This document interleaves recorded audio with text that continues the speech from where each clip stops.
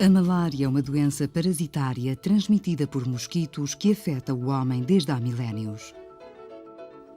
Até ao século XIX, a malária era endémica em regiões temperadas do norte da Europa, Rússia e América do Norte.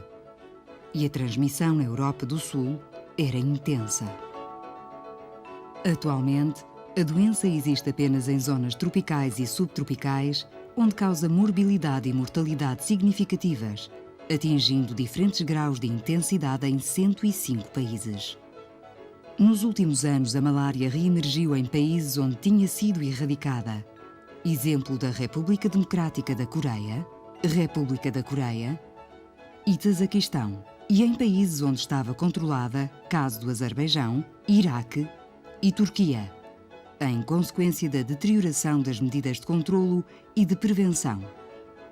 Esta situação poderá vir a acontecer em outros países.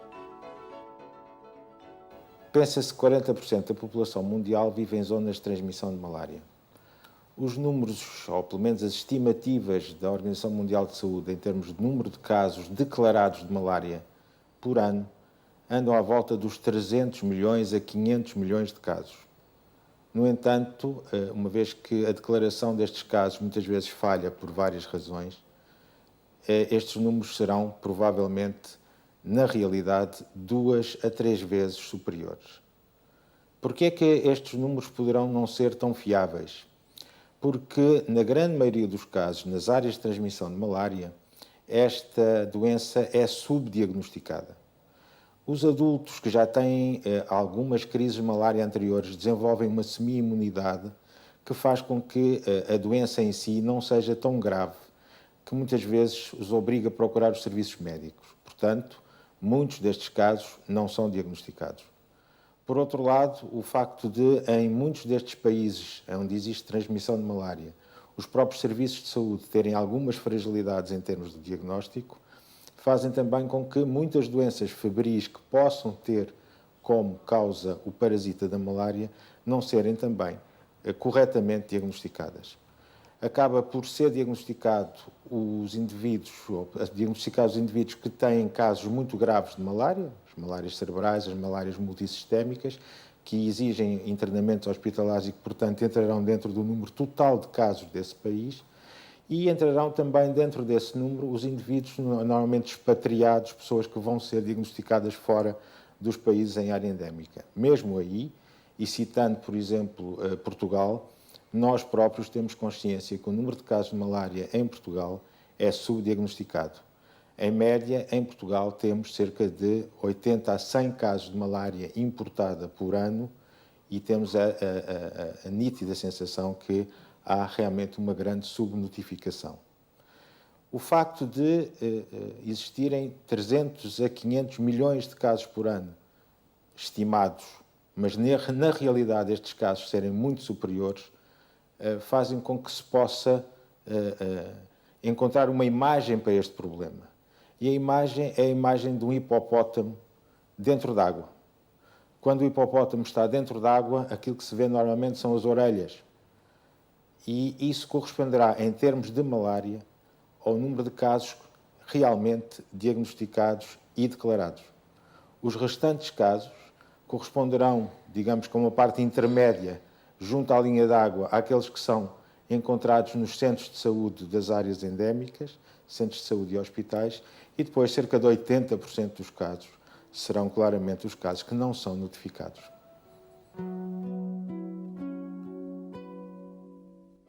Investigadores e especialistas em saúde pública estão de acordo nos valores que apontam para 2.700.000 casos mortais de malária por ano. 9 em cada 10 destes casos e mortes ocorrem em África, na sua grande maioria em crianças abaixo dos 5 anos. Estima-se que pelo menos 5% das crianças nascidas em regiões africanas endémicas morrem de malária. Os agentes infecciosos responsáveis pela malária são parasitas unicelulares do género Plasmodium. Das cerca de 100 espécies de Plasmódia existentes, apenas 4 são infectantes para o ser humano. Plasmodium falciparum, Plasmodium vivax, Plasmodium ovale e Plasmodium malariae. A maioria dos casos de malária e praticamente todas as mortes estão associados ao Plasmodium falciparum, principalmente na África tropical, na região amazónica, no Haiti, no Sudeste Asiático e na Papua Nova Guiné. Plasmodium vivax, Plasmodium malariae e Plasmodium ovale causam uma doença menos severa.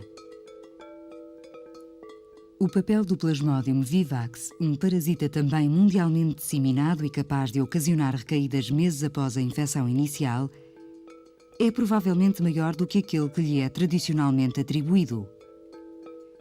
Estima-se que cerca de 80 milhões de casos de malária por Plasmodium vivax ocorrem anualmente.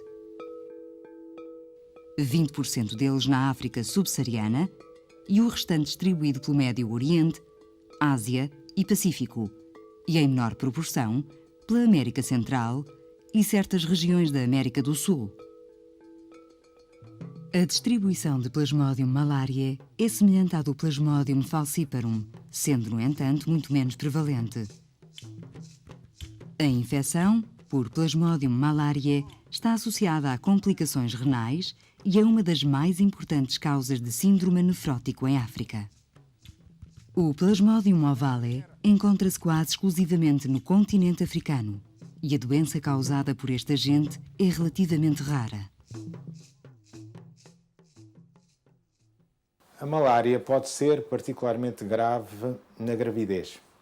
A mulher grávida está normalmente mais suscetível a determinado tipo de agressões, sobretudo infecciosas, e uma mulher grávida com malária pode ter dois tipos particulares de gravidade de problemas de saúde. O primeiro tem a ver com a anemia.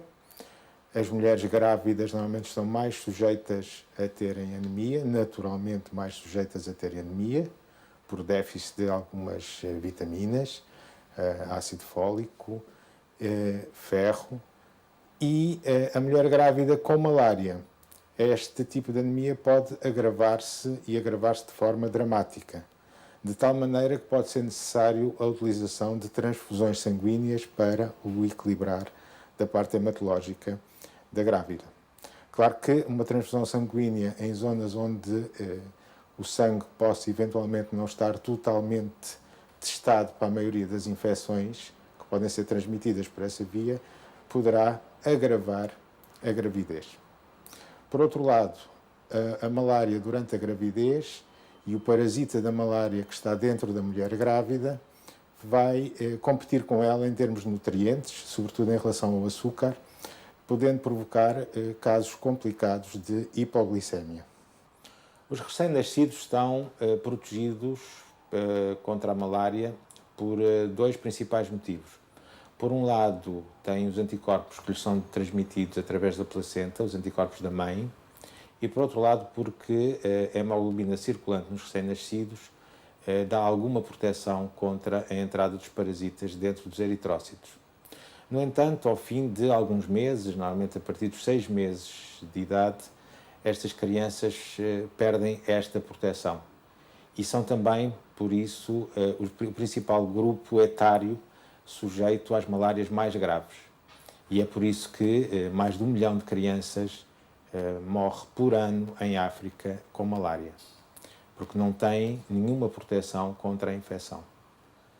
Da mesma forma, os viajantes que nunca tenham estado em área de malária, que, portanto, nunca tenham contactado com o parasita, estes viajantes não têm qualquer tipo de defesa, não têm anticorpos contra o parasita. E, portanto, são tão suscetíveis às formas graves de malária como as crianças a partir dos 6 meses de idade.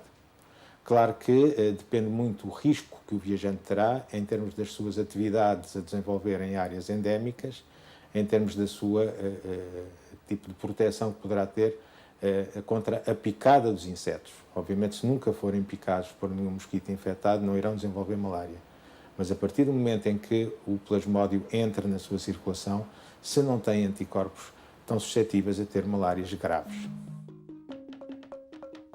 Os custos da malária estão associados aos gastos nos cuidados médicos, aos dias de trabalho e de escolaridade perdidos pelos doentes e seus familiares, e ainda há outros custos diretos e indiretos. A conclusão dos especialistas económicos é que não é a pobreza que favorece a malária, mas o inverso. A malária é uma causa importante de pobreza nas regiões tropicais.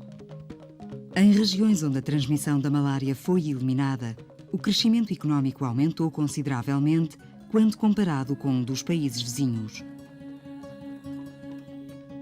Estas associações estatísticas e estudos de impacto macroeconómico formam a base para um renovado esforço lançado pela Organização Mundial de Saúde para reduzir para metade o número de casos de malária até 2010, conhecido como Rollback Malaria Initiative.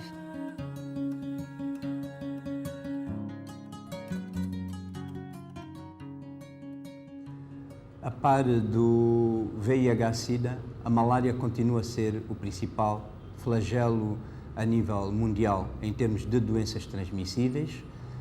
Afeta fundamentalmente o continente africano a sul do Magreb, onde se verificam 80% dos casos e 90% dos óbitos. Estimamos a existência de 500 milhões de casos por ano, com uma mortalidade de 2 milhões. As crianças com menos de 5 anos e as mulheres grávidas são as mais afetadas, são os grupos-alvo mais atingidos e estamos com algumas dificuldades no seu controle, fundamentalmente porque, primeiro, não existe uma vacina que seja eficaz, segundo, temos um problema de resistência medicamentosa, terceiro, é uma doença que afeta fundamentalmente os países com um PIB baixo, portanto, países pobres e empobrecidos. Nós iniciamos em 1992 em Amsterdão com a aprovação de uma estratégia de revisão daquilo que se chamava Programa de Erradicação da Malária no mundo. Por causa dos fatores que eu acabei de referenciar, chegou-se à conclusão que era absolutamente impossível nos próximos 30 anos erradicar-se a malária e mudou-se a estratégia, que era uma estratégia fundamentalmente voltada para o controle do vetor.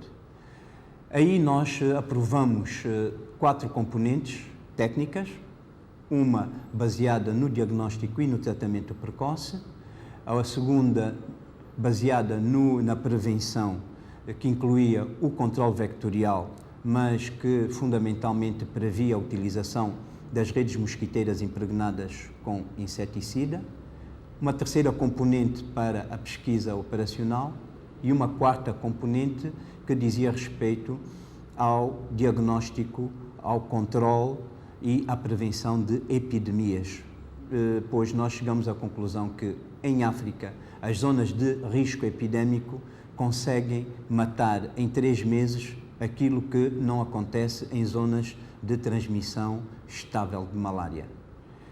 Posteriormente, em 95, nós criamos em África aquilo que se chamou a Iniciativa Africana para o controle da malária no nosso continente. Essa iniciativa, que se baseava nas componentes técnicas que eu acabei de referenciar, tinha uma grande falha: não tinha financiamento e nem tinha mobilização social. E é aí que foi necessário desenvolver um movimento mundial que culminou com a designação de Rollback Malaria, que se baseia fundamentalmente na mobilização de parcerias, na mobilização financeira, no engajamento político dos governos para o controle da malária, numa perspectiva não de erradicação, mas numa perspectiva de diminuição do impacto epidemiológico da doença, fundamentalmente a nível africano. A resistência aos antimaláricos é um dos principais problemas que complicam o tratamento individual e o controle da doença.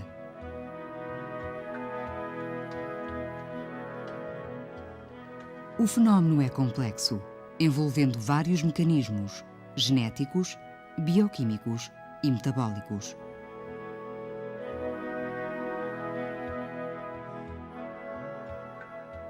A resistência à cloroquina, um fármaco barato e extremamente eficaz que salvou a vida de milhões de indivíduos em todo o mundo, observa-se presentemente em todas as áreas endémicas de malária.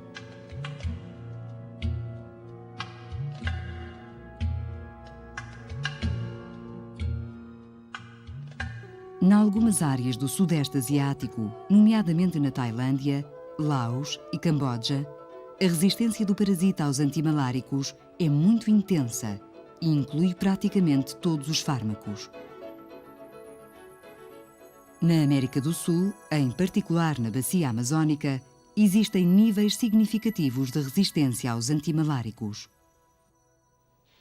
Apesar dos grandes avanços que diariamente estamos a ter em termos do estudo e do conhecimento da malária, do parasita que a provoca e do seu vetor, é necessário ainda muito mais conhecimento sobre os aspectos clínicos, sobre os aspectos do diagnóstico e, sobretudo, sobre os aspectos ligados às novas terapêuticas.